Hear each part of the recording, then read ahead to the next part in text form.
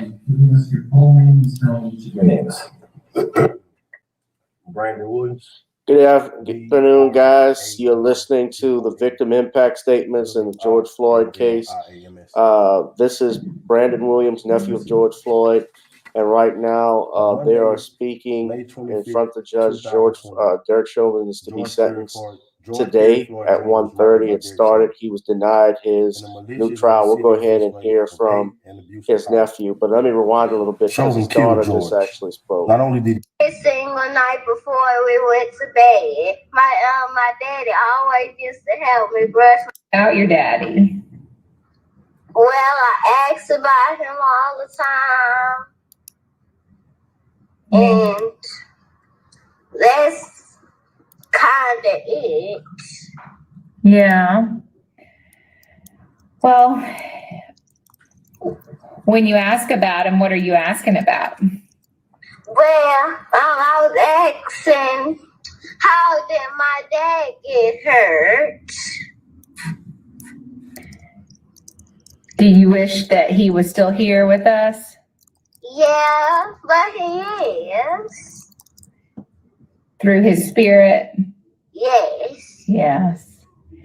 And when you see your daddy again one day, what do you want to do when you see him? I want to play with him. What kind of games do you want to play with him? I want to play with him, have fun, go on a plane ride, and that's it. Yeah.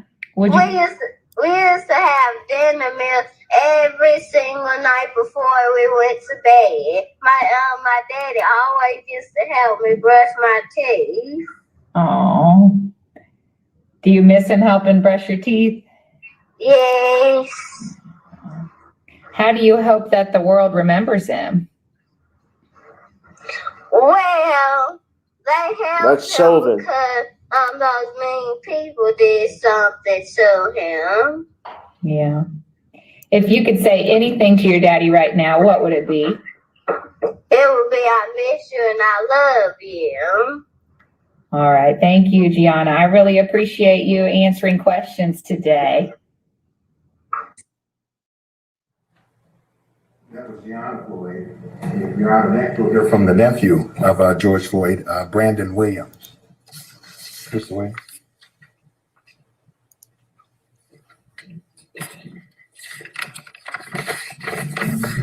can begin by giving us your full name and spelling each of your names.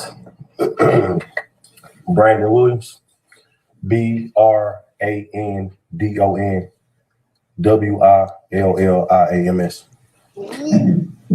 You may proceed. On Monday, May 25th, 2020, George Perry Floyd Jr. was murdered by Derrick Chauvin in a malicious and insidious display of hate and abuse of power. Chauvin killed George. Not only did he kill George, but he also displayed a total lack of consideration for human life as he did so. You saw it, I saw it, and millions of people across the country and the globe witnessed the act of hate. A year and 1 month later, I stand there before you tasked with the duty of expressing how George's death has impacted me personally and the rest of our family. As I racked my brain and thought about what I could say today, I came to this conclusion.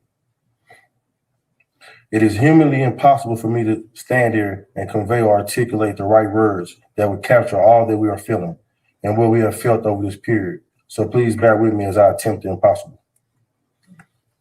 The sudden murder of George has forever traumatized us. You may see us cry, but the full extent of our pain and trauma will never be seen with the naked eye. The heartbreak and hurt goes far beyond any number of tears we could ever cry. Words simply cannot express the pain, anguish, and suffering that our family and friends have endured since George's murder. It has been truly unimaginable, but not as nearly unimaginable as the defendant's decision to take the life of a human being with no regard for the effect it may have on others. Although Chauvin will be sentenced today and spend time in prison, he will have the luxury of seeing his family again, talking to him, and he will likely get to spend time with them upon his release. These are all luxuries that my young cousin Gianna was robbed of when Chauvin made the active decision to kill our father. There will be no more birthday parties, no graduations, holiday gatherings, or other family celebrations. The laughter, hugs, guidance, advice, sense of security, and those opportunities to simply say I love you are forever gone. They say time heals all, and while I generally believe that saying, it's challenging to do so given these unfathomable set of circumstances. Before I conclude, I must highlight a few things. George's murder, this trial, and everything in between has been tragic and devastating. Our family is forever broken. And one thing we cannot get back is George Floyd. It is the request of my family that the maximum penalty for the crime for which the defendant was convicted be imposed. On behalf of my family, friends, community, and supporters, I wish to express my sincerest gratitude for allowing us opportunities of expression. Thank you. Thank you, sir.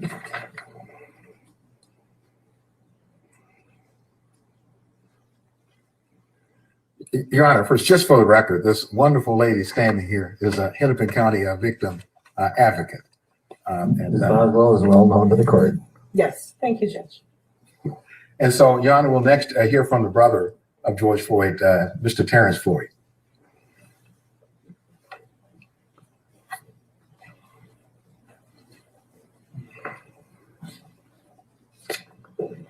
And Mr. Floyd, if you could state your full name, spelling each of your names. Yes. Terrence Floyd. That's Terrence, Floyd, Floyd. Go ahead.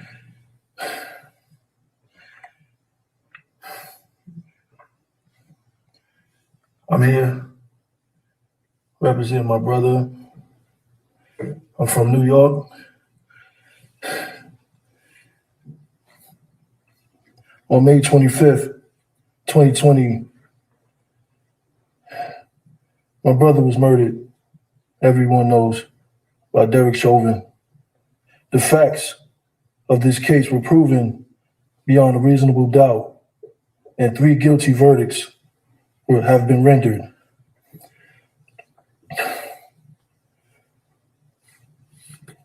This situation has really affected me and my family.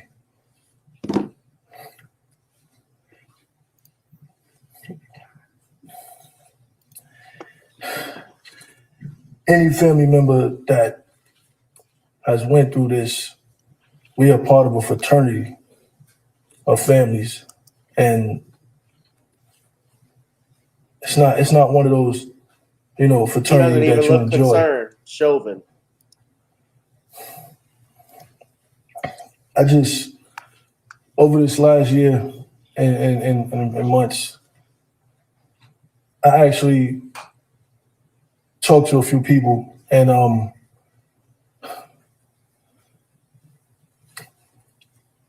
wanted to know from the man himself, why?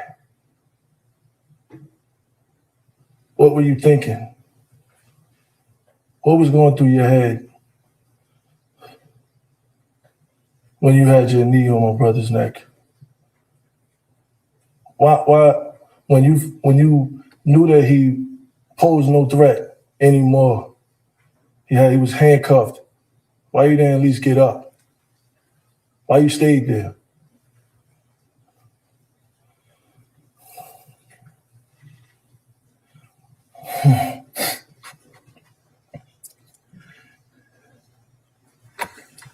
You do that. A month before my brother was murdered, I was on the phone with him, and we had a long conversation. And as I looked at the video of my niece, the last conversation me and my brother had was he wanted to have play dates. He wanted to plan play dates with Gianna and my daughter. And we started setting it up. That can't happen. And I have to, my daughter's still young, but I still have to explain to her, because this is history. This is a case everybody knows about. So she's gonna find out, and I'm gonna have to explain that to her. And I think that's, to me, harder than even just standing here, that I have to talk to my daughter and tell her, you know, about her niece, about her uncle, about the situation. That's basically reliving it all over again, years down the line.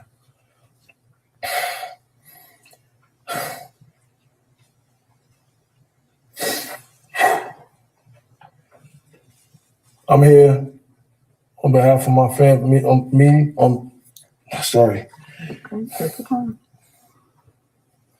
behalf of me and my family, we seek the maximum penalty.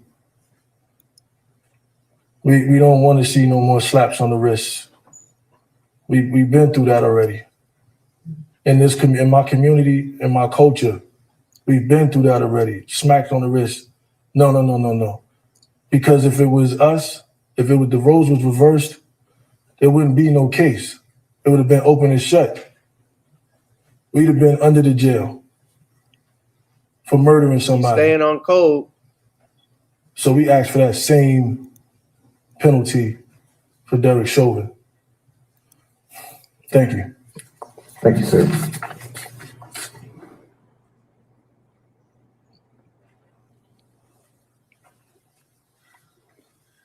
Your Honor, the final victim impact statement for the state will come from George Floyd's brother, Phalonis Floyd.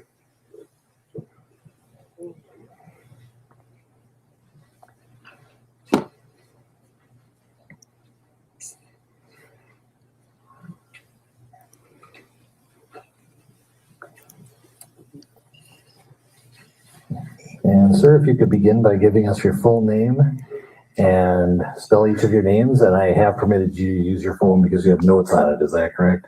Yes, sir. All right. And you may proceed when you're ready. Giving us your full name first. Phalonis Floyd, spelled Philonise. Last name Floyd, Floyd. And you may proceed.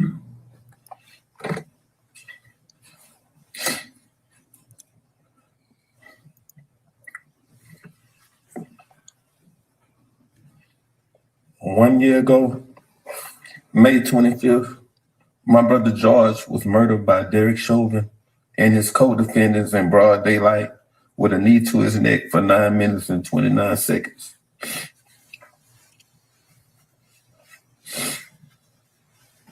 I was a trucker, and immediately my life changed forever.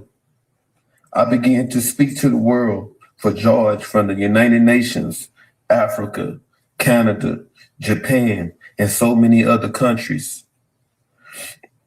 Every day, I have begged for justice to be served, reliving the execution of George, while others begged and pleaded for Officer Chauvin to simply just allow George to take a breath. I haven't had a real nice sleep because of the nightmares I constantly have hearing my brother beg and plead for his life over and over again. Even saying, they're going to kill me. Please, officer. Screaming for our mom. I have had to sit through each day of Officer Derrick Chauvin's trial and watch the video of George dying for hours over and over again. For an entire year, I had to relive George being tortured to death every hour of the day, only taking naps and not knowing what a good night's sleep is anymore. I've been lifting my voice tirelessly every day so that George's death will not be in vain. Honorable Judge Peter K. Hill, I thank you for allowing me to share this today. George's life mattered. So my family and I, most of all, my niece, Gianna.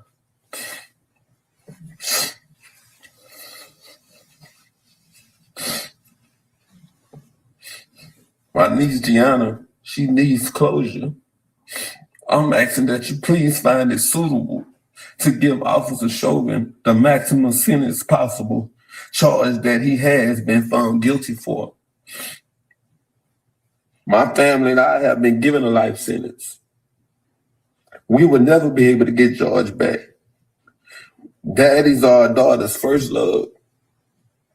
He would never be able to walk Gianna down the aisle at her wedding, attend those magical moments of her life like a daddy-daughter dance, sweet 16 party, seeing her out for prom graduations, and she would never be able to have any personal memories with her father. With a smirk on his face and children present, Officer Chauvin used excessive force and acted against his training. Chauvin had no regards for human life, George's life.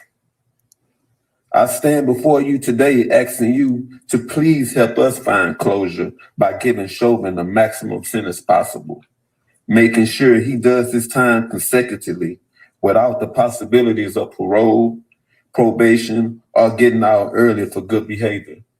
Thank you. Thank you, sir.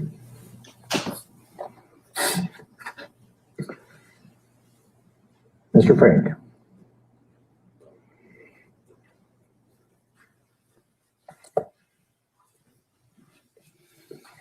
Thank you, Your Honor. Here today, of course, for sentencing, gives us an opportunity to speak about other matters that I think are involved in sentencing and where we are in the criminal justice system in the processing of this case.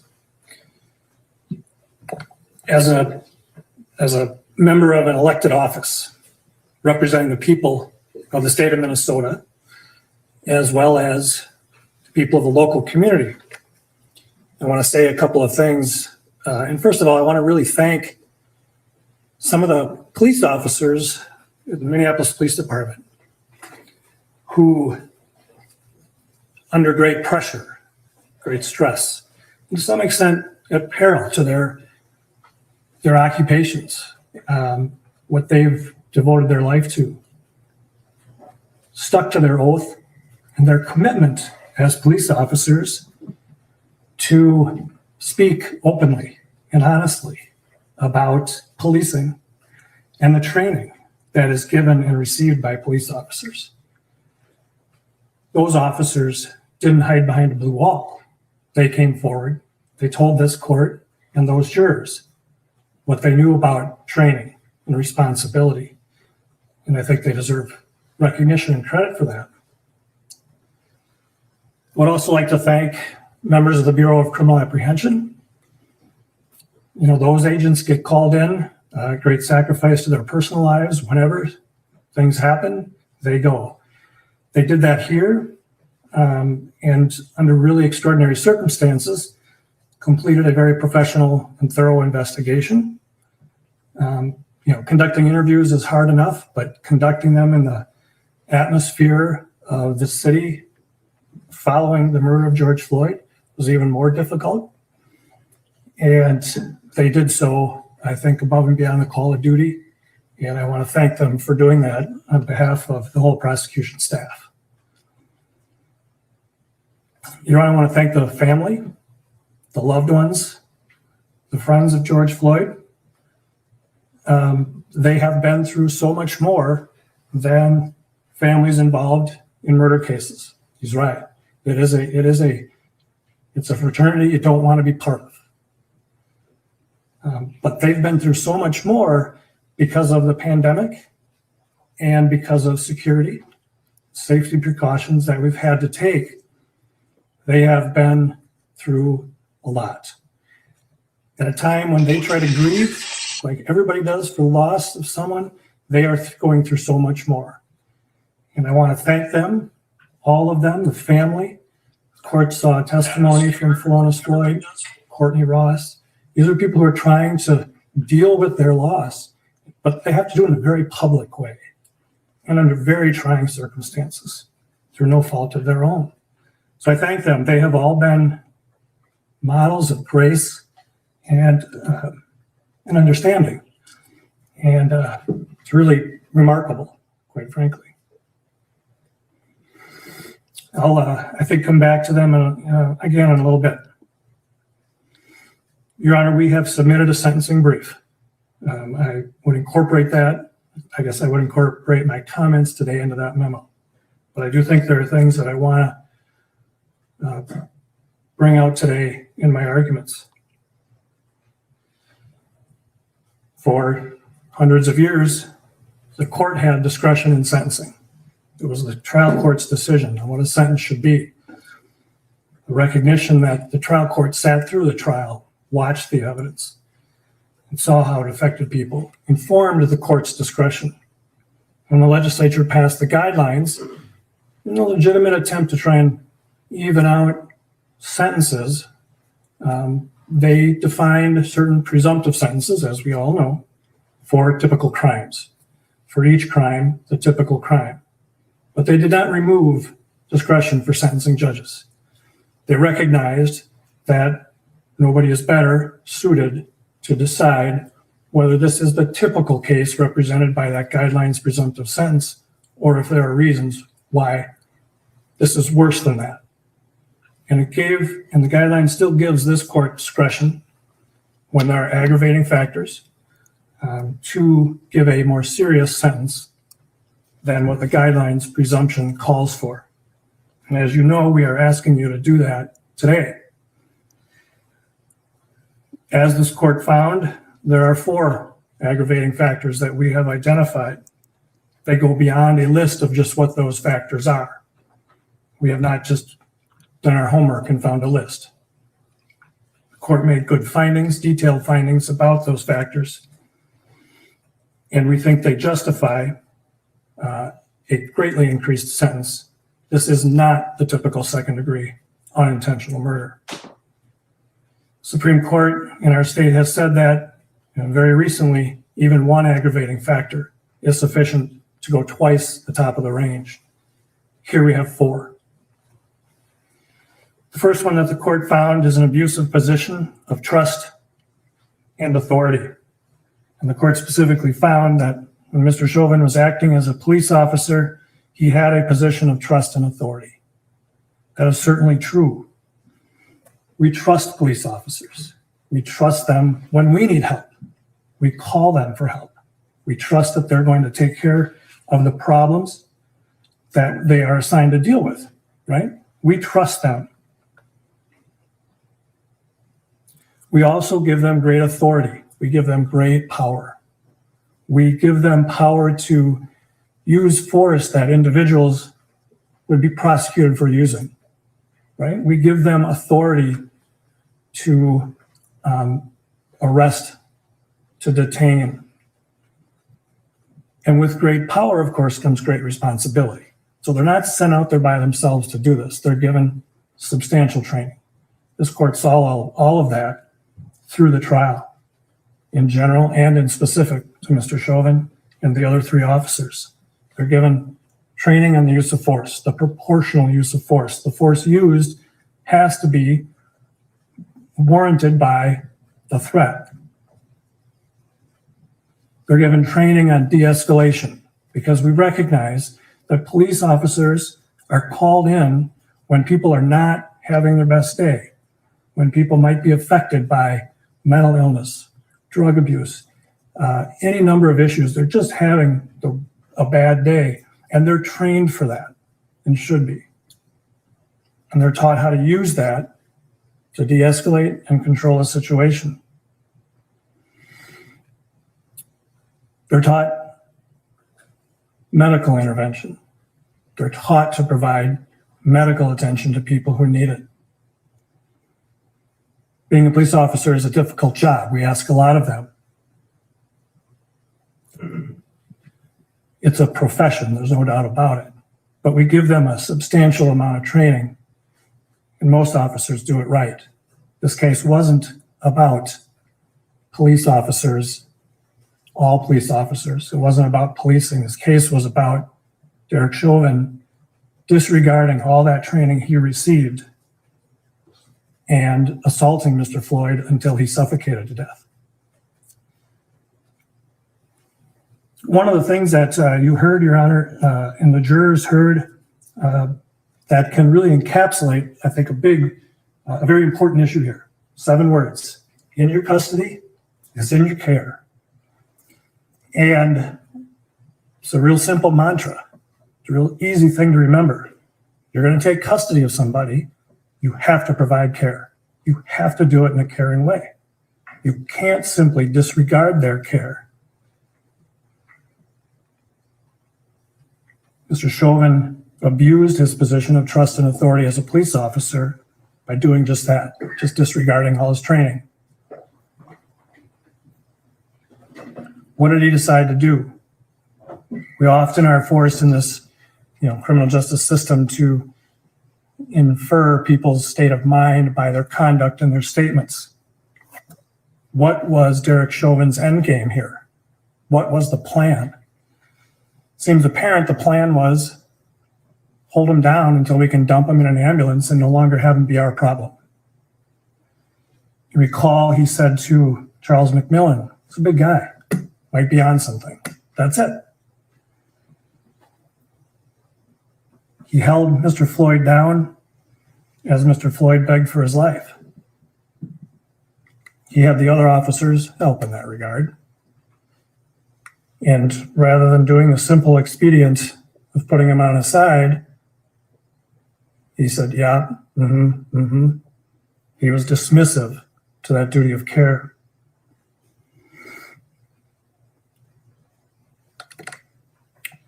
We trust that arrestees will be treated with respect, reasonable force, and that their medical needs will be addressed. I'm paraphrasing from the court's findings. That trust was violated. We trust that they will use their authority reasonably. And this was a particularly egregious abuse of that force. Again, paraphrasing the court's findings. The typical second-degree murder does not involve that extent of abuse of a dearly held position of abuse or a position of authority and trust by the community, by individuals of the community. Your Honor found that Mr. Floyd was treated by Mr. Chauvin with particular cruelty. I think tortured is the right word. We know that, we've all seen it. Mr. Floyd did not want to be in the back seat. That's it. That's the rub. It was the need to get him in that back seat no matter what. And we all saw that once he was pulled out of that back seat, he calmed right down, even willingly went down to the ground. I'm going down, he said. And he went down to the ground, not fighting, not punching. And he was placed initially on his side. He's already handcuffed. He's placed on his side in the recovery position, like he should be, because he's trying to breathe. And then quickly placed prone on the ground, face down. Mr. Chauvin put his left knee on George Floyd's neck, his right knee on George Floyd's back, face down on the pavement. Had Officer King sit on Mr. Floyd's waist area and had Officer Lane hold his feet down. You can even see Mr. Floyd trying to pull his feet up. We all are going to fight to breathe. Everybody knows that fear when you all of a sudden realize you're having trouble breathing. It's just innate, right? We want to survive. We know we have to breathe. And there's an automatic reaction when you begin to feel like that is threatened.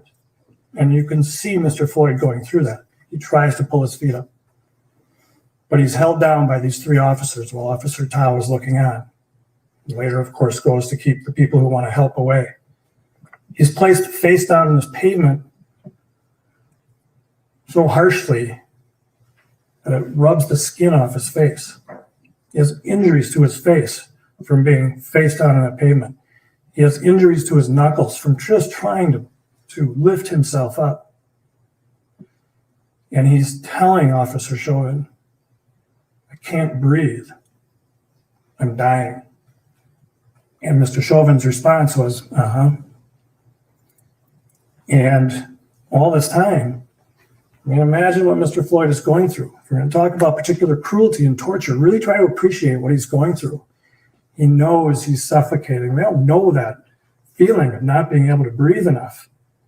And he's begging, he's pleading, and he's being ignored. His concerns are being dismissed by somebody who has taken custody but not care. He was kept in that prone position for 9.5 minutes and was suffocated. There's no other way to say it. That's particularly cruel. That is more cruel than the typical second-degree unintentional murder. Significantly more. This is not a momentary gunshot, punch to the face.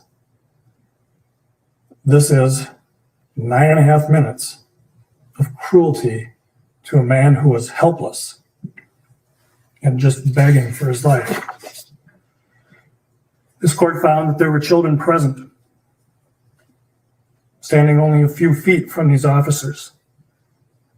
These children, who were ages 17 and one child age 9. Why is that an aggravating factor? Well, I think everybody can figure that out. Right? It's particularly bad to commit a crime in front of children. We've heard a lot of academia about, the development of the young brain and how long it can take. And here you got a couple of teenage girls, a 9-year-old girl. How are they going to process this? Standing feet from a man being suffocated by police officers. Such a stark sight that one of the children even says, we got to call the police on the police. How do you process that as a 9-year-old?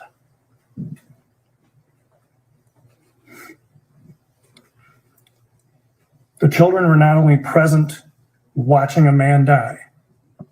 We've all seen, if you haven't, you really need to. Look at George Floyd's face. As he's dying, he's suffering. The children have to watch this. But not only that, police officers, and there are people around them wanting to help. And at one point, and sure, they got upset. At one point, Mr. Chauvin points his mace, grabs his mace to keep him back. How does a child look at that? There's another officer screaming at them to get back. The typical second-degree unintentional murder doesn't involve children standing feet away watching a 9.5 minute suffocation of a man begging for his life.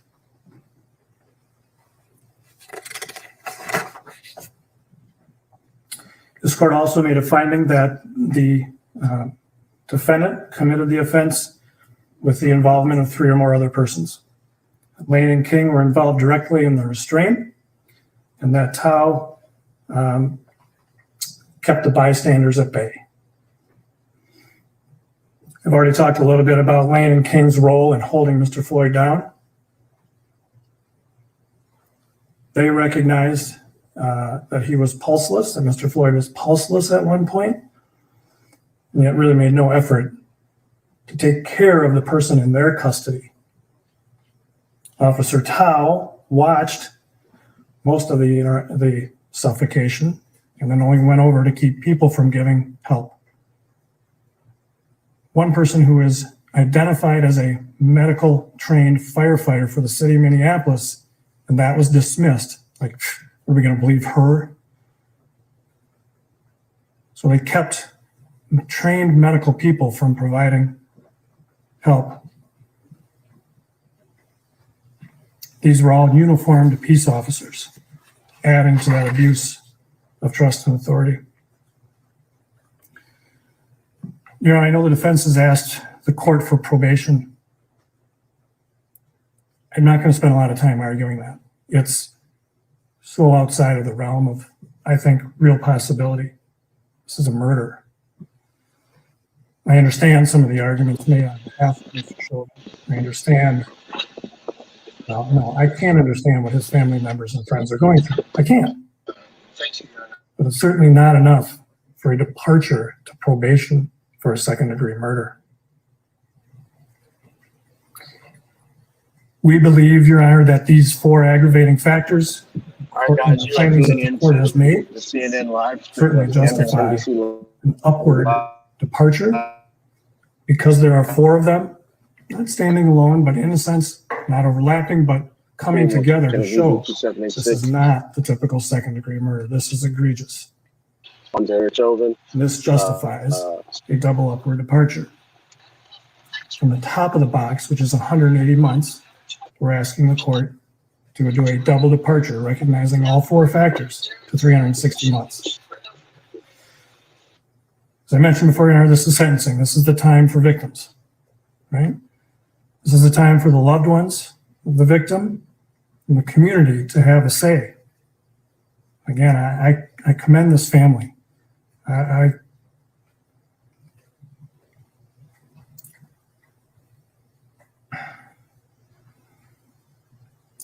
commend all of the loved ones, the friends, the people that have been involved in this case for tolerating and being gracious. None of this, of course, can bring George Floyd back. That's very true. But this is the time for our criminal justice system to say, we hear you. This is the time for their criminal justice system to say, we recognize that this harm you're going through is real. And while we can't feel what you're feeling, we know we can do what your criminal justice system should do and recognize the severity of this crime and reflect that in the sentence to be given. It's time for this criminal justice system to say, we recognize this is more serious than the typical second-degree unintentional murder. The four reasons the court found reflect that and give this court more than an adequate basis to do that. Your Honor, we ask the court to impose a sentence of 360 months, commitment to the Commissioner of Corrections. As you know, Your Honor, there are no fines in murder cases. And we would ask the court just to reserve the issue of restitution. We can clarify that with the family and present that to the court for 30 days. Thank you, Your Honor. Anything further from the state? Sorry, Your Honor. Okay. Mr. Nelson. I'm sorry. Mr. Blackwell? I'm sorry, Your Honor, just,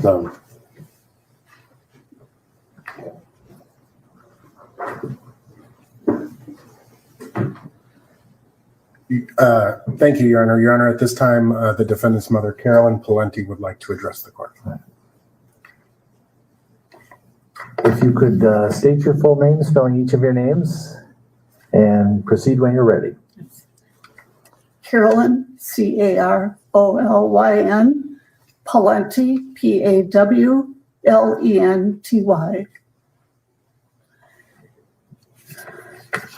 I am the mother of Derrick Chauvin.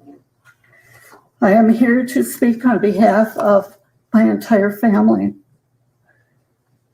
On November 25th, 2020, not only did Derrick's life change forever, but so did mine and my family's.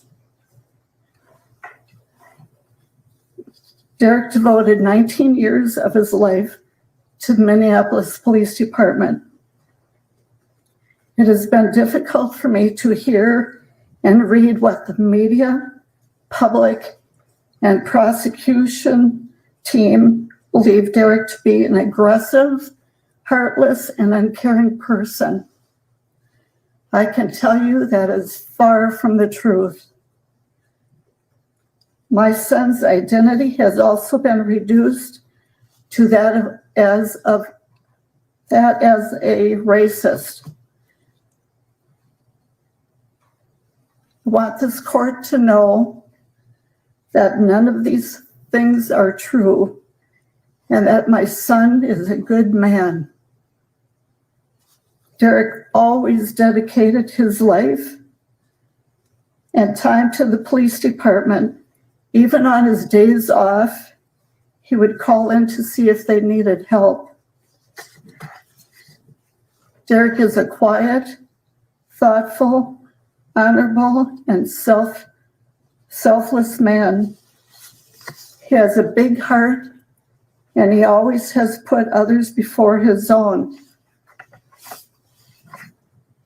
The public will never know the loving and caring man he is, but his family does. Even though I have not spoken publicly, I have always supported him 100% and always will. Derrick has played over and over in his head the events of that day. I've seen the toll it has taken on him. I believe a lengthy sentence will not serve Derrick well. When you sentence my son, you will also be sentencing me.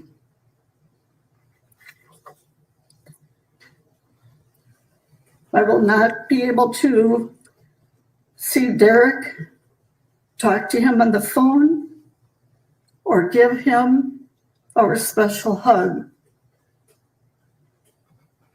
Plus the fact that when he is released, his father and I most likely will not be here.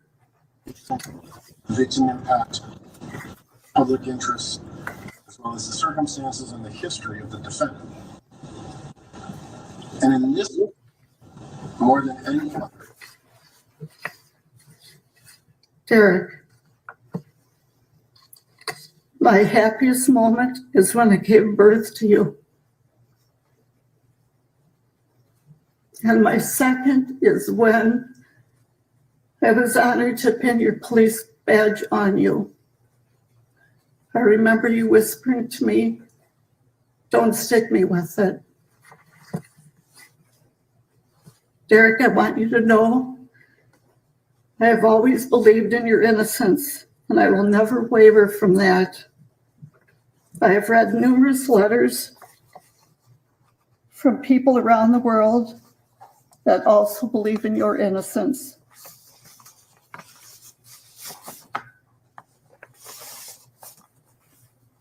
No matter where you go, where you are, I will always be there to visit you. I promise you I will stay strong, as we talked about, and I want you to do the same for me. I will do what you told me to do, take care of myself, so I will be here for you when you come home. Remember, there is no stronger bond or love than a mother's love. One final thought I want you to remember. Remember, you are my favorite son. Thank you for your time. Thank you. Mr. Nelson.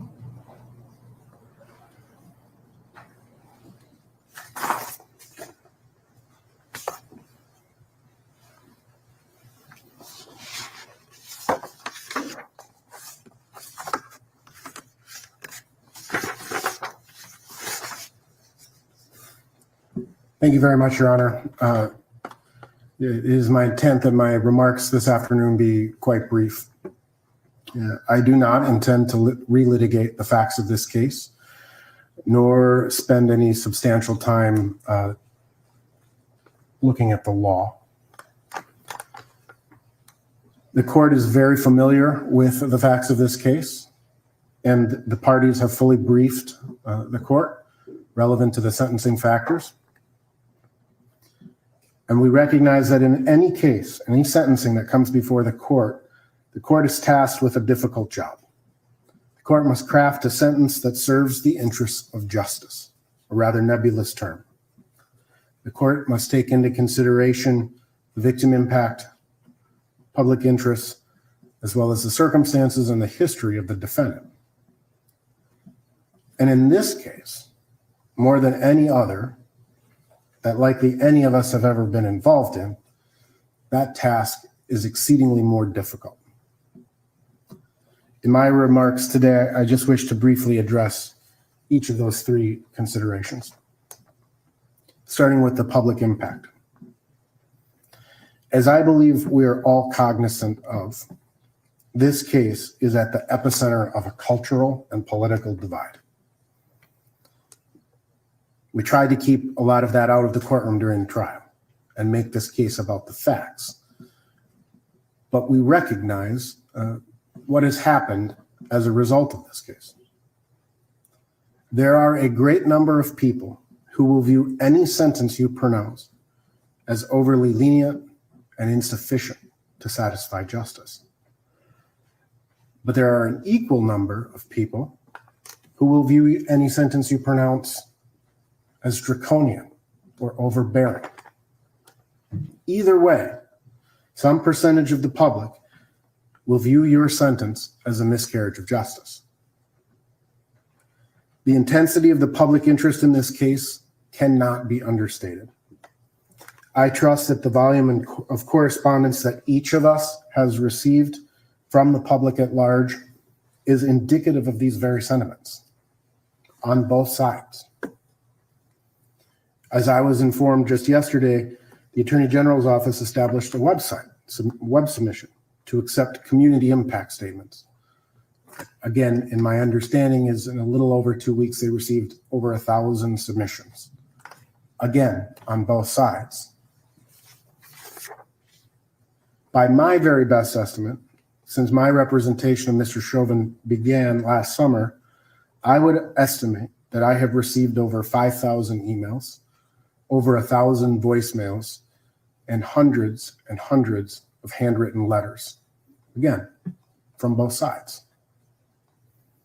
And I expect that Your Honor has likewise been inundated with public comment and scrutiny. The impact that this case has had on this community is profound. It goes far beyond what happened on May 25th of last year.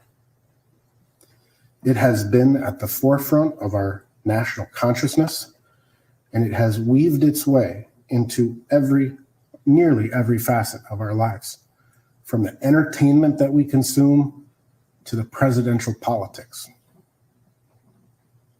from protests to conspiracy theories.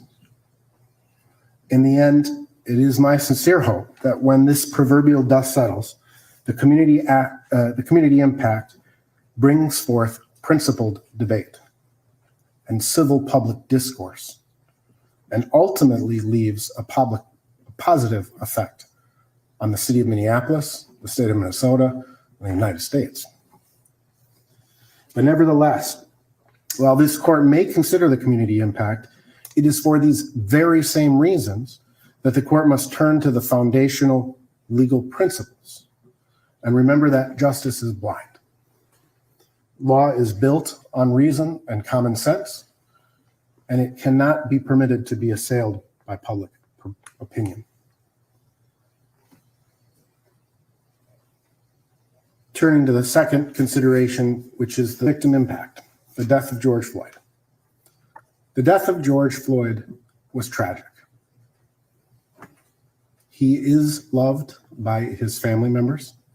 He is loved by his friends.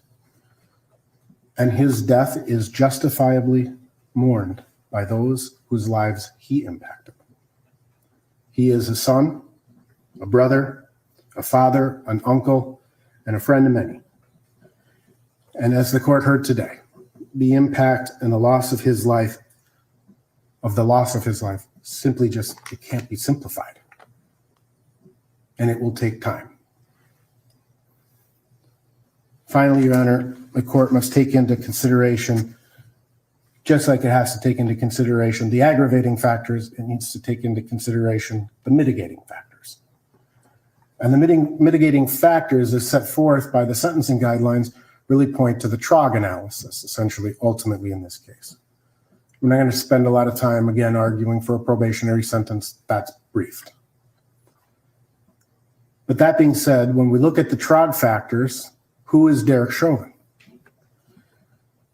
Derrick Chauvin spent 19 years as a Minneapolis police officer. He loved being a police officer. I was contacted during the course of my representation and have had numerous conversations with his fellow police officers that worked with Derrick, some retired, some still active. And they told me that he was a solid police officer, that he did his job, that if somebody asked him to do a particular task, he never complained, he did it. One of his sergeants told me that if I had asked him to dig a ditch for 8 hours, he would have picked up a shovel and he would have never complained for a second. He would have done his job. He was decorated as a police officer. multiple life-saving awards. He was decorated for valor.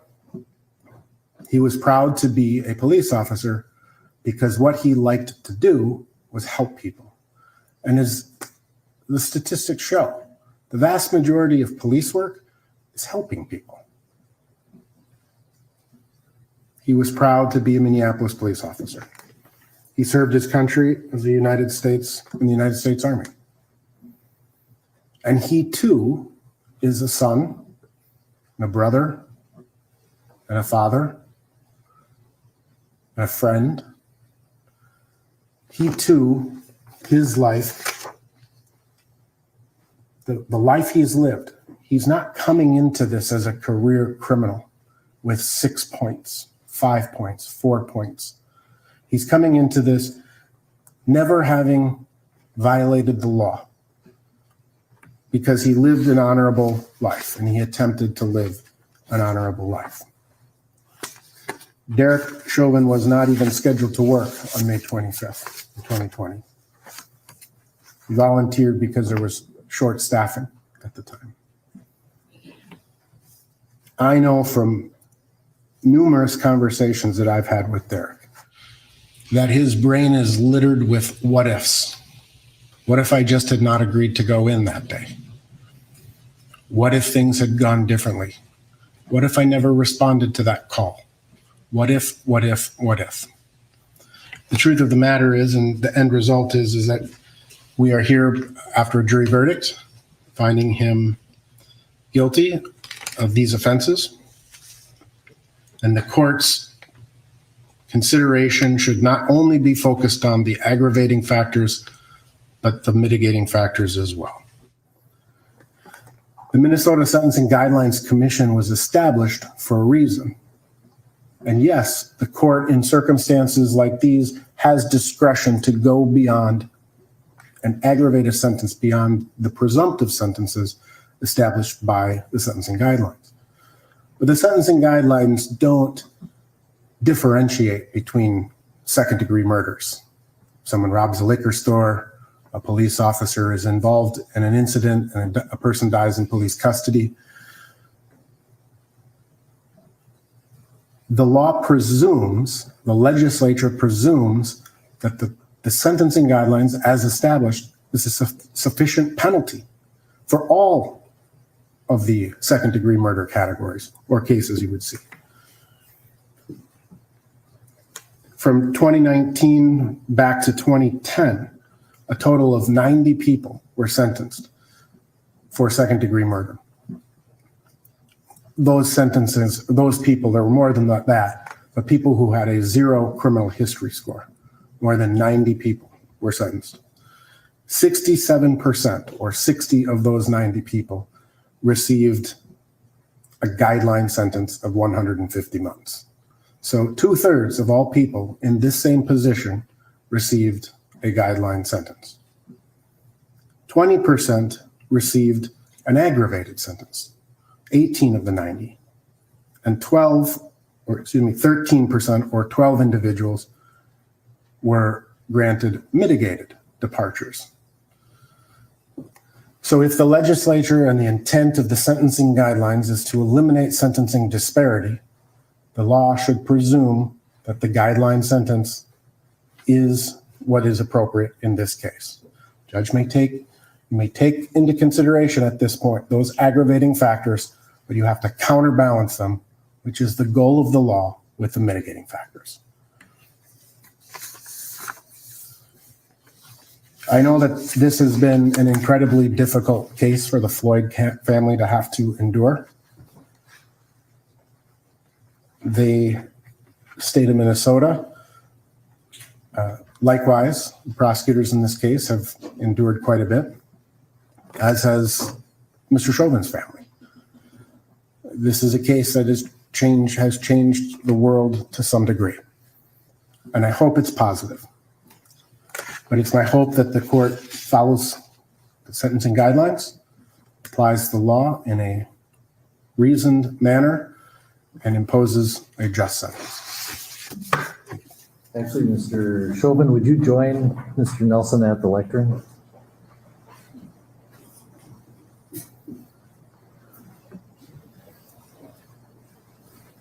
Mr. Chauvin, this is your opportunity if you wish to give any input to the court.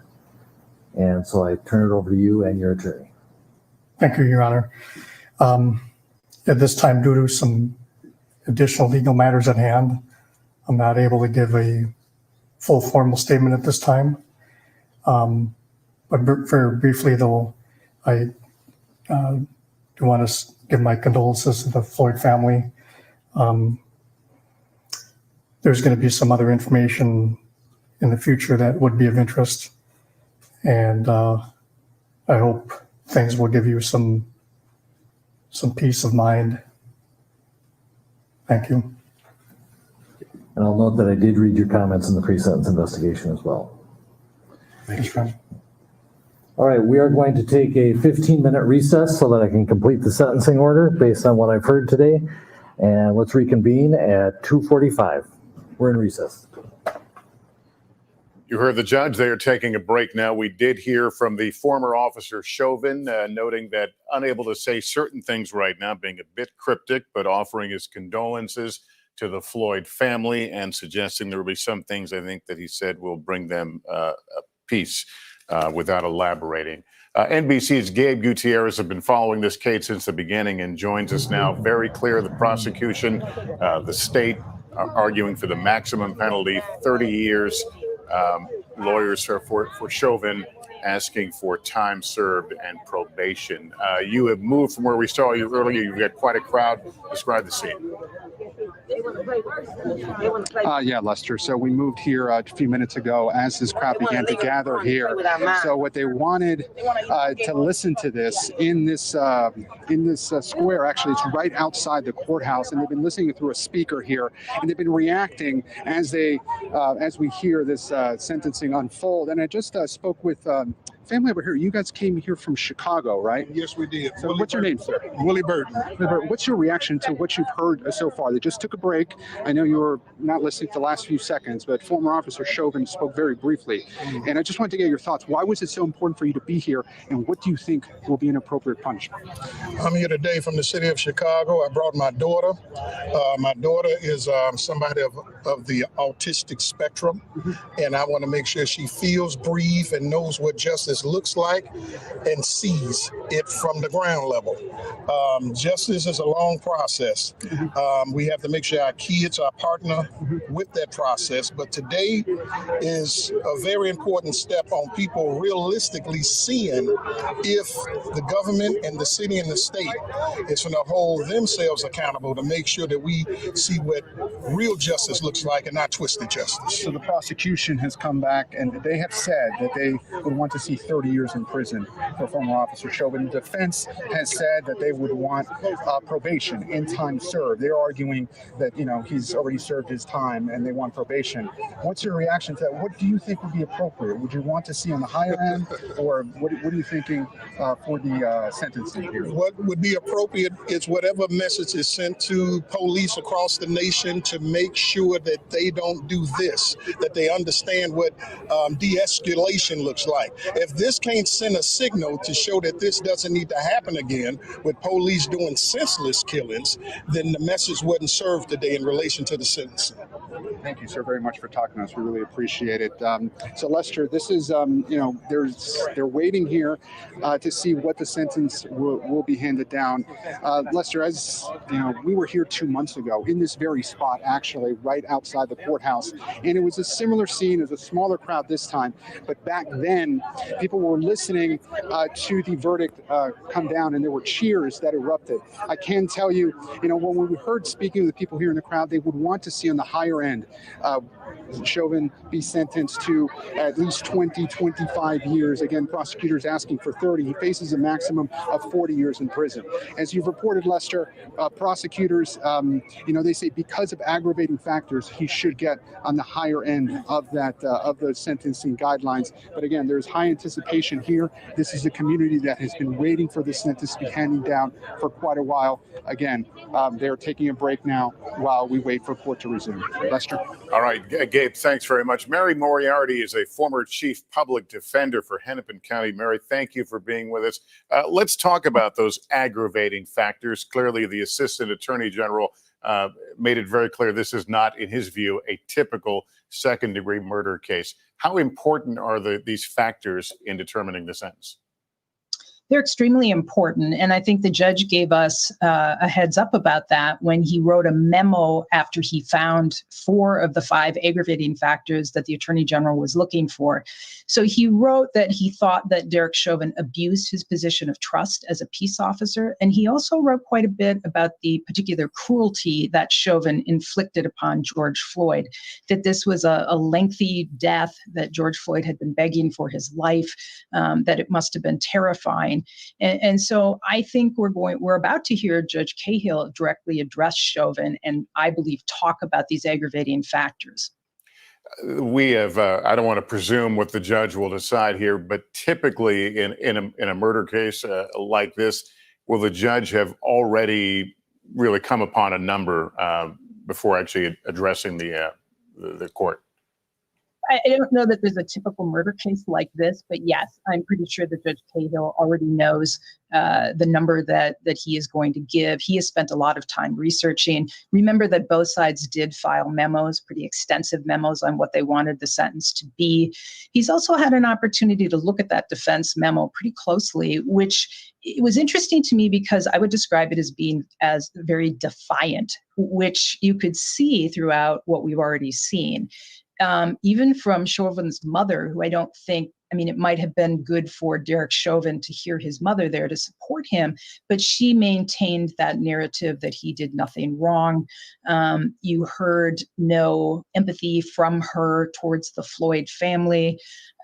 She talked about how he was innocent. And so that narrative goes through the defense memo. And they also describe George Floyd's death as being relatively quick, which is not at all what Judge Cahill found. And so part of me thought that defense memo wasn't really even meant for Judge Cahill, because one of the things that judges look for is an expression of some type of insight into what you might have done differently and an expression of remorse or some kind of empathy on behalf of the person. And actually, for the first time, we heard Derrick Chauvin express empathy towards George Floyd's family. Yeah, and we note Chauvin and his defense asking for probation with time served. So, as you note, not an acknowledgement necessarily of the conviction. We also heard at the beginning these victim impact statements from Floyd's family. His 7-year-old daughter, Gianna, spoke, as well as Floyd's brother, Terrence, and addressed Chauvin directly. Here it is. We used to have dinner meals every single night before we went to bed. My daddy always used to help me brush my teeth. Oh, do you miss him helping brush your teeth?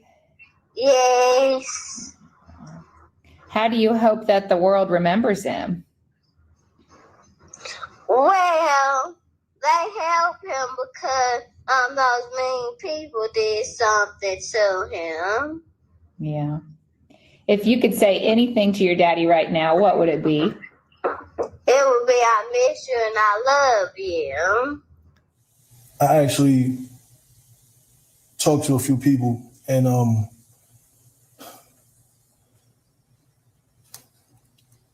I wanted to know from the man himself, why? What were you thinking? What was going through your head when you had your knee on my brother's neck? Why when you knew that he posed no threat anymore? That was some of the victim impact statements made during this session. Again, we're on a short break here. The judge now taking into consideration all he's heard. He will come back here shortly, and we will likely learn the sentence for Derrick Chauvin. NBC News legal analyst and former federal prosecutor Paul Butler is with us. Paul, give me your sense of what we have heard so far in this hearing. Lester, the victim impact testimony was extremely powerful and moving. Mr. Floyd's 7-year-old daughter, she misses him helping her brush her teeth every night. Terrence Floyd, Mr. Floyd's brother, was angry. He just wants Chauvin to explain what he was thinking. He asked the judge to impose the maximum punishment under the jail was the expression he used. Another one of Mr. Floyd's brothers said that he hasn't had a good night's sleep since Mr. Floyd was murdered. So for Mr. Floyd's loved ones, this case isn't about police accountability or the national reckoning on race. This is about a little girl who will never get to go on a plane ride with her dad. That moved everyone who heard it, including the judge. Paul, we heard the attorney for Derrick Chauvin really describe to the judge the pressure that he may feel like he's under, given the very public nature of this case, the fact that it's in everyone's living room and people are following it the way they are. How much reality is there in that in terms of the judge? He's got these aggravating factors, but he's certainly not doing this in a vacuum. He understands the intense interest over this. I thought that was effective lawyering by Mr. Nelson. The defense attorney acknowledged that this case has traumatized the nation, but also inspired an important debate about policing. And he also accurately stated that whatever sentence the judge imposes will be seen by some as too light and some as too harsh. Interestingly, Lester, he essentially testified for his client, saying that Mr. Chauvin constantly asked himself every day how things could have gone differently. The problem, though, is that Mr. Chauvin himself never expressed responsibility. He never expressed deep remorse for the trauma that he's caused. This probably won't impact his sentence much. The judge understands that Mr. Chauvin is appealing the conviction and also facing federal charges. And so in that sense, Chauvin was limited in what he could say. But had he offered some deeper sense of remorse and empathy, that might have made a difference to the family. All right, Paul Butler, thank you for standing by with us. NBC's Megan Fitzgerald is in George Floyd Square, where obviously this has been watched very carefully. Megan? Yeah, Lester, this is the place, obviously, where George Floyd was killed, just directly behind me here. And worth noting that just a couple of weeks ago, it was a group of community members along with the city that reopened this area, because you'll remember it was closed to traffic. But despite that, I can tell you that the same sentiment, the same passion, the same reasons why people have come here still remains. I want to kind of show you around what's happening here. Not a large group of people, but nonetheless, people who have come out here today to remember George Floyd's life. And this is what this area has always been, a place for people to pray, for them to reflect, also to remember the lives of other people killed at the hands of police. I've been speaking with people out here, and just moments ago, there were chants of 30 years. For many people, a high sentence is closure for them. Of course, we know that the other 3 officers will stand trial in March. But for them, this is a big day. This is a day that sort of wraps it all up. The officer that kneeled on George Floyd's neck for 9 minutes and 29 seconds, the power of being in this location when they hear the verdict is something that they say can't be compared. So people are here with their cell phones out, waiting and hoping, they say, for a just verdict of 30 years, something they say will send a message to the nation. Megan Fitzgerald in George Floyd Square for us as we all wait. Judge Cahill still in chambers right now. We expect to see him again shortly, and this sentencing will go forward. I want to bring in NBC legal analyst Danny Ceballos. Danny, I want to get your thoughts, but especially on hearing from former Officer Chauvin's mother, what effect that may or may not have in your view. It was definitely a very sympathetic moment for Derrick Chauvin's mother, but it may not have played well with the judge, because sentencing judges don't want to hear someone get up and say how this sentencing will hurt me. I'm going to lose out because I'm losing a son. That's the kind of thing that judges might not take the right way, because it's really about either remorse or the harm that was done to the victim. So while I have all kinds of sympathy for Derrick Chauvin's mom, and look, it's hard to get up there, and this is probably the hardest speaking moment of her life. For Derrick Chauvin, the defense probably hopes that she didn't push the judge to think that, oh, this is just about my loss of my son, and how my son's life has changed and how my life has changed. Sentencing is really, really a challenging time for both sides. But as defense counsel, it's your duty to put every speck of information out there that may help your client that the judge would allow in. Danny, thank you very much. We'll ask you to continue standing by as we stand by and await the return of the judge and for this sentencing to go forward. We do want to note that we did hear from a former officer, Chauvin, near the end. First time we've heard any substantial words from him. Even so, he was a bit guarded, seeming to be acknowledging an appeals process. But here's what he said in the court. Thank you, Your Honor. At this time, due to some additional legal matters at hand, I'm not able to give a full formal statement at this time. But very briefly, though, I do want to give my condolences to the Floyd family. There's going to be some other information in the future that would be of interest. And I hope things will give you some peace of mind. Thank you. And again, Derrick Chauvin in the courtroom just a few minutes ago before the judge retired to consider what he's heard this early part of the day and announce his final sentence against Chauvin. We want to go to Jonathan Capehart now, opinion writer for the Washington Post, host of MSNBC's The Sunday Show with Jonathan Capehart. He joins us now. What are your thoughts on what we heard from Chauvin and his offer of condolences to the family? Well, one, Lester, it was interesting to hear his voice since he did not take the stand in his own defense during his trial. I found it interesting that he not only expressed his condolences to the Floyd family, but looked at them to express those condolences. The cryptic nature of this new information that he says he believes will give the Floyd family, quote, peace of mind. I'm curious to know what that is, because given the impact statements from the two Floyd nephew and the two brothers, I don't see what could possibly come out that would bring them any kind of peace of mind. I believe it was Philonis Floyd who said, quote, my family and I have been handed a life sentence, which I found interesting, especially after Derrick Chauvin's mother, Carolyn Palenti, said in her statement, when you sentence to the judge, when you sentence my son, you will be sentencing me. These are very powerful moments in the courtroom where you get to hear definitely the victim statements, but I wasn't expecting to hear from Derrick Chauvin's mother. And so I am actually very curious to see how this plays out, especially given what Danny just said about how that might impact the judge. A very, very powerful hour or so that we've been watching, Lester. And as you know, Jonathan, this has been seen broadly as a watershed moment in the whole issue of race and policing. But once again, Mr. Blackwell at the beginning, for the prosecution, making the point that this was not about policing. This was about one bad officer who ended up murdering someone he was trying to take into custody. So how should we be viewing whatever happens here today?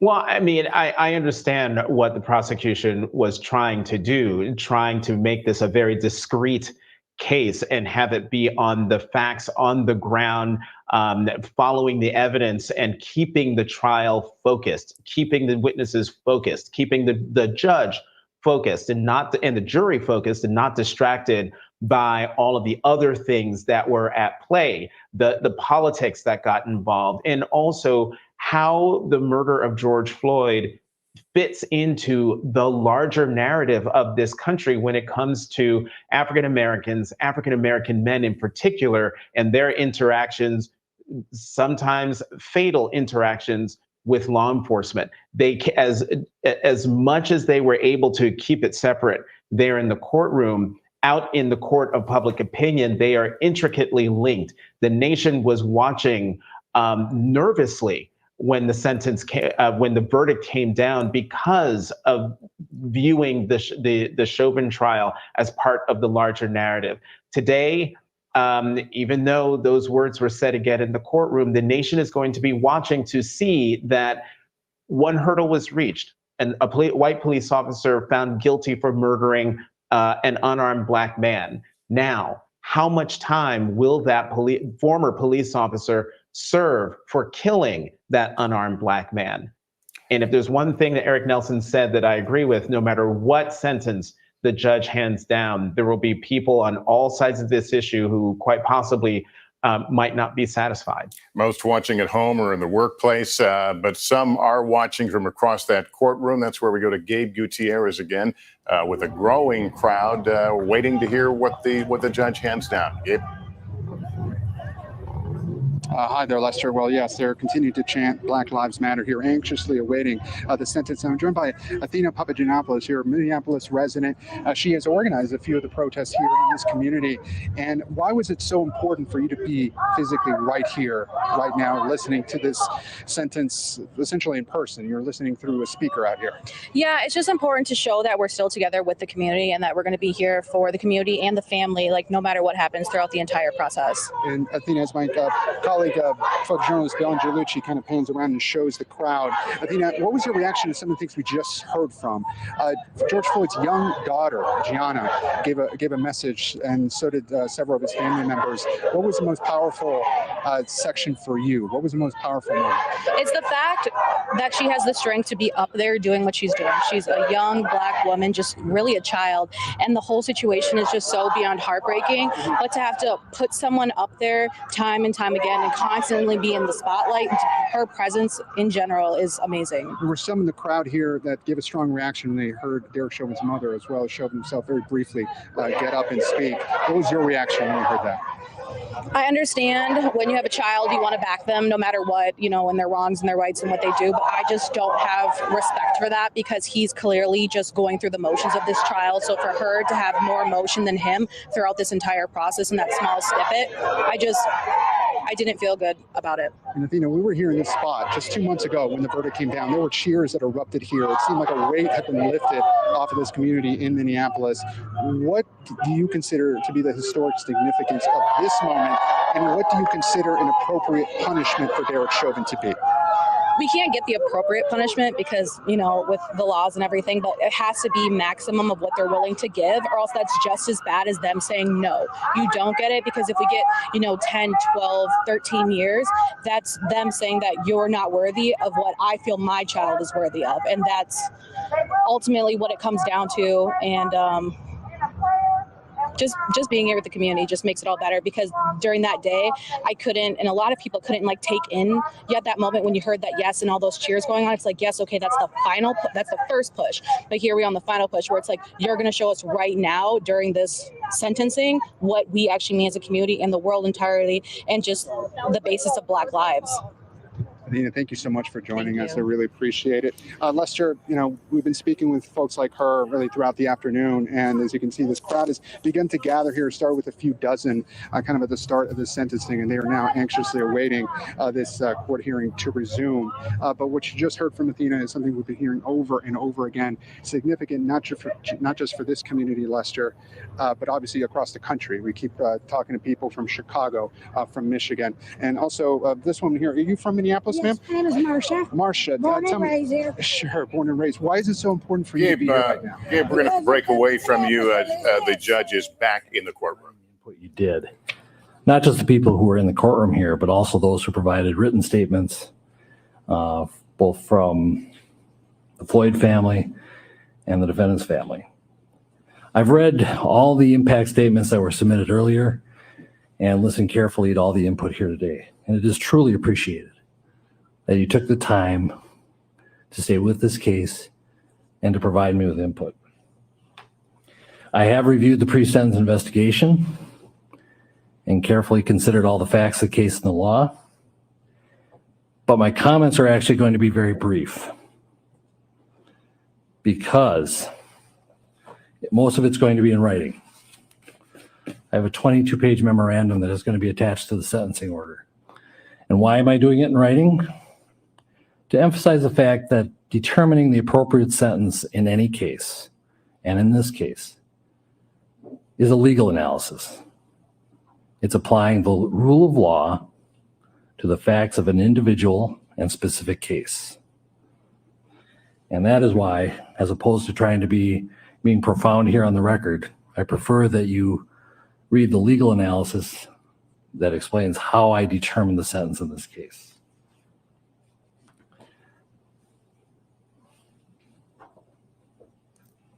what the case is, or what the sentence is not based on, is emotion or sympathy. But at the same time, I want to acknowledge the deep and tremendous pain that all the families are feeling, especially the Floyd family. You have our sympathies. And I acknowledge and hear the pain that you are feeling. I acknowledge the pain not only of those in this courtroom, but the Floyd family who are outside this courtroom and other members of the community. It has been painful throughout Hennepin County, throughout the state of Minnesota, and even the country. But most importantly, we need to recognize the pain of the Floyd family.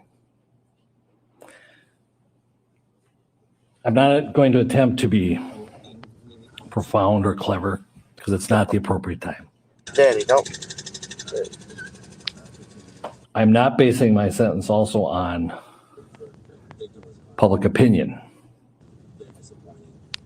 I'm not basing it on any attempt to send any messages.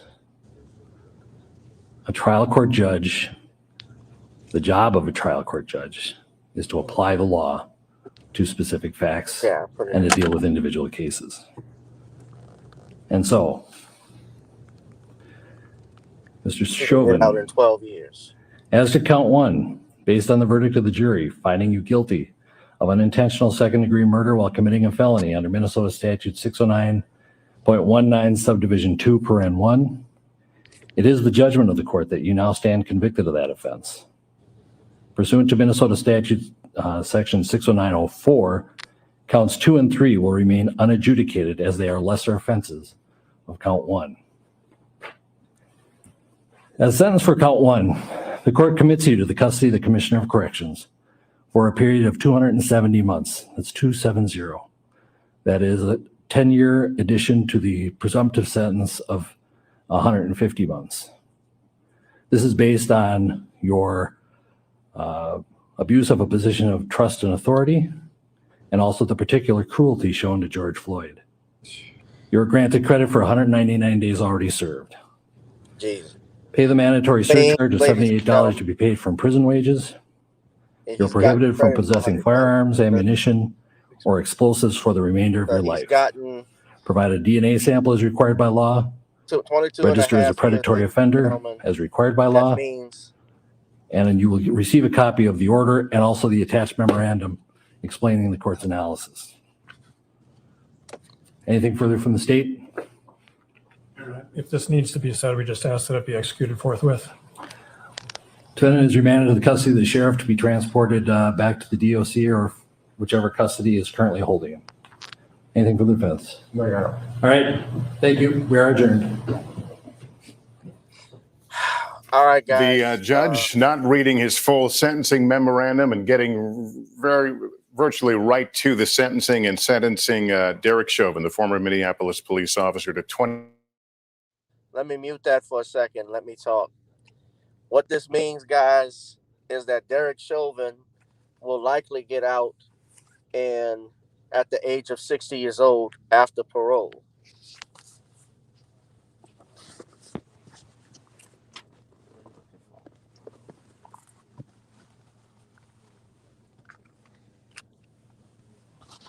I had told you, I had said, do not be surprised if they go with a light sentence. Everybody was cheering and hooping and hollering when he was found guilty. I said, it is not over with. Handed down to Derrick Chauvin. That is 10 years more than the recommended guidelines. You just heard what the judge had to say. What's your immediate reaction? I'm taking this as a win for my community right now.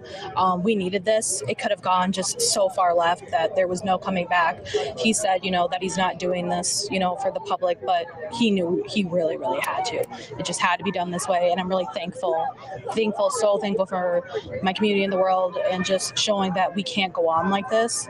But I also take a second back to think about all of the other people this has happened to with the knee on the neck since George Floyd. So I'm taking it as this is a small a small victory right now, and I'm just so appreciative, but it's going to take me a second to process it and be like, okay, you have 22 years for him. Now let's move forward with who has continued to do this after. Thank you very much, Athena. I really appreciate you What talking to Lester. And I was just starting to speak with the Minneapolis resident right before the hearing came back. And ma'am, I'm tired of this. A lot of people yeah, 22 and a half years, ma'am, is what they just gave him. So the word is trickling out here, Lester. Ma'am, what's your immediate reaction? Derrick Chauvin sentenced to 22 and a half years in prison. Maybe he set an example out of other dirty cops here. It's good that it's bad what he did, but he's not shot other black men here. They say he has no criminal charges, which is true, but the police won't they didn't charge him for it.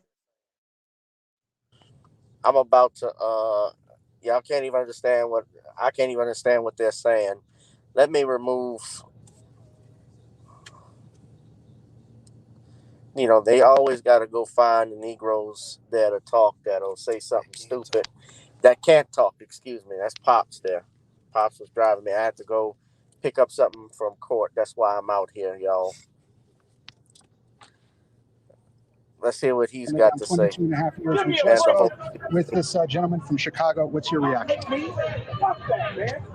Guilty was served. I don't think that that's enough time to send the message that needs to be sent to say that justice is trying to work for people of color. It's a dent, but we still feel empty today. We feel empty because it still feels like twisted justice in which we're all so accustomed to, you know, but we did get a guilty and then we did get time, but we just feel void today. You know, it still feels void.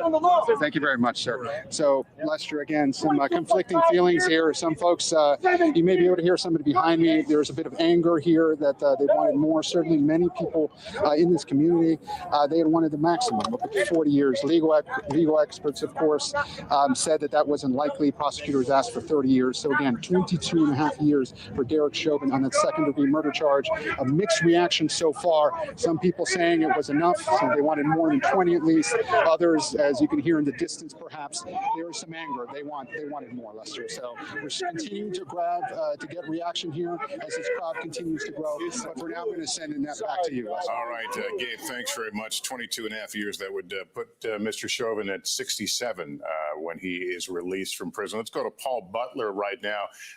Paul, is this in the neighborhood of where you thought the judge might come down in this case? It's actually higher, Lester. The judge essentially threw the book at Mr. Chauvin. 22 years, that's a new precedent in Minnesota. The only other officer to be convicted of murder in that state got 12 and a half years. So the judge said his sentence was about legal analysis, not about emotion or sympathy. And he specifically said he was not trying to send a message. But make no mistake, this case will impact other officers. This is a tough sentence. Mr. Chauvin will not see the light of day for decades. And hopefully that will impact how other officers approach their jobs, knowing that when they violate their badge, abuse the public trust in the way that Mr. Chauvin did, there will be serious consequences. All right, Paul Butler, thank you for being part of our coverage. That concludes our breaking news coverage of the sentencing of Derrick Chauvin for the murder of George Floyd. We'll have much more, of course, when I see you back here for NBC Nightly News. For now, I'm Lester Holt in New York. Good day, everyone.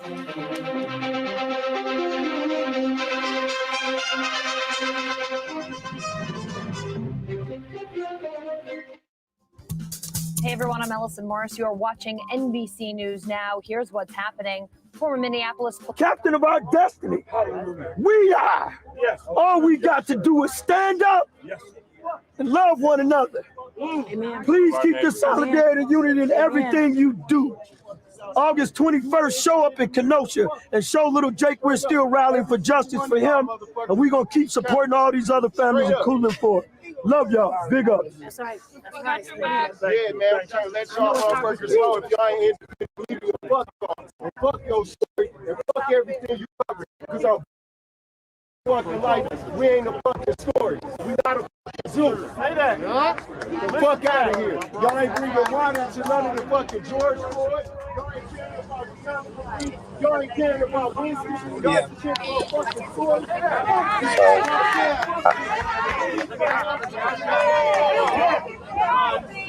Yeah, you need a new person. What do you want to do? Empty your luggage? We ordering some food now, y'all. So it gets better. It's an only temporary thing. What's your name? Y'all say hello. Media, straight the fuck up. I'm Black Daddy fucking sexy. This man is speaking the truth. This is not a fucking story. We're not zoo exhibits. We're not fucking animals. I find American justice more than anyone else. Customers suck, except us. My name is Nicholas Floyd. I fought American justice. Let's go, Colorado. My city. This is just temporary. Start your own now. Yeah. This man is speaking the truth. American corporate media will not cover it. All right, so of course if you listen to CNN, they're going on the leftist track. I mean, what did y'all think, man? I certainly thought he should have gotten more.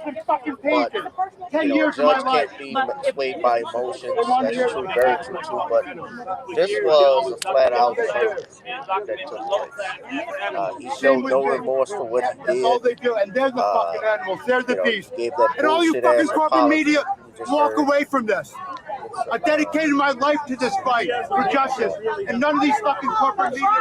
So, what did y'all think? People are upset. Anyone in corporate media cover the most thorough research documented of American injustice? Will anyone cover one goddamn media? I can prove to the chief, international chief of police. And now we got the fucking police. Is anyone from the media going to cover this? Hey, can we get everybody back in the circle, please? Hey, everybody back in the circle, please. Right on. Let's not be all over. Can we get everybody back in the circle?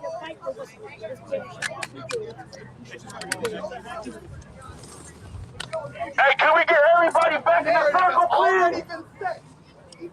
Can we get everybody back? Y'all all hear me talk, but ain't nobody coming back in the circle. This is why shit in Minnesota happened. Don't nobody want to stand the fuck up, and don't nobody want to come together. They screaming unity, but where the fuck is everybody at? All divided. Fuck yeah. That's why we fucked up in Minnesota. Because that's why they doing the prime example. Because don't nobody know how to come together. Can y'all hear the audio? Maybe because I'm on here. No, it's not that. There's an issue. Yeah, you could have gone.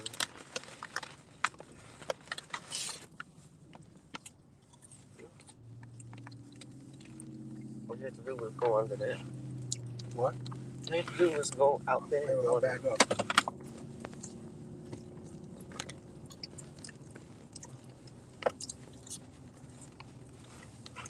Well, here you go with the light. Y'all can hear me, but y'all can't hear NBC. It's shut off. I'm going to remove them from the stream, though. But, yeah, what y'all think, man? Y'all think justice was served? Dad, what did you think? No. No? No, he took that man's life. What do you think he should have got? I think he should have got 30 years. Well, the prosecutor was going for 30 years, but it was actually the maximum under that would have been 40. And I think the prosecutor giving that statement that he did on 60 Minutes, talking about how he felt sorry for the guy and remember they were human, I thought that was problematic for a district attorney. Well, this isn't a district attorney, this is an attorney general saying that. So Derrick Chauvin can go home. George Floyd cannot, and that's the difference. When does he have to start serving it? It commences now. He's just been reported to the custody of the Department of Corrections. So, anyway, guys, that's it for me. Y'all, there's been another edition of Gavin Reshaw Presents, a special edition. I know some of y'all would have missed what was going to happen, so that's why I went ahead and did the live stream for that.